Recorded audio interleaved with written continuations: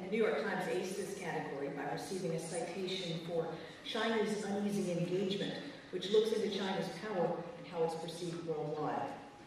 So, also to the New York Times.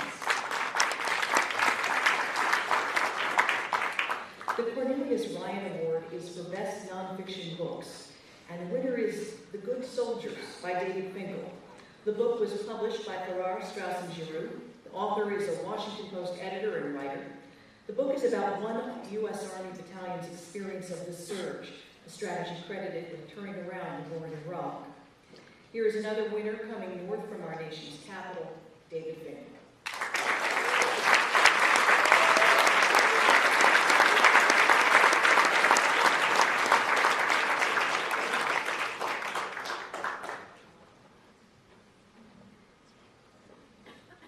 Well, as Kimberly said, the book I wrote was about what happened to a battalion of U.S. Army infantry soldiers during the surge in Baghdad, in Iraq. I was with the soldiers for a year, and some of what happened to them was a lot got injured, and 14 of them died. And actually, for this group, it's too easy to say they died.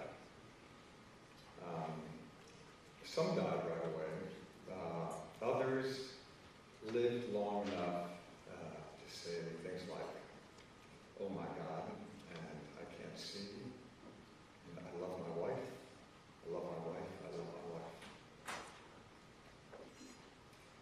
The average age of the soldiers in this battalion was 19 years old, and they left behind family members such as Lee Crookston, the mother of Duncan Crookston, also 19 years old, who was injured on September 4th, 2007. It happened to be the day that George W. Bush went to Australia and was overheard on the tarmac talking to the Deputy Prime Minister of Australia, who asked how the war was going. And his answer that day was, "We're kicking ass." Well, that was his answer. That was the Washington answer.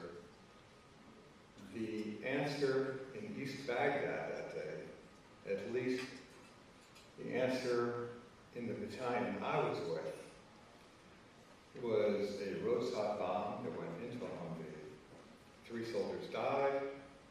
The 4th lost both of his legs, and the 5th was Duncan Crookston, who lost both of his legs and his hip, lost all of his right arm, lost most of his left arm, was terribly burned, but didn't die.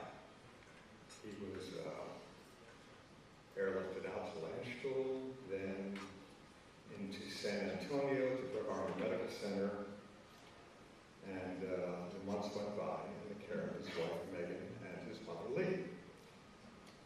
He underwent 30 surgeries. He lost his ears, they fell off. His nose fell off, eyebrows, eyelids, and then he died.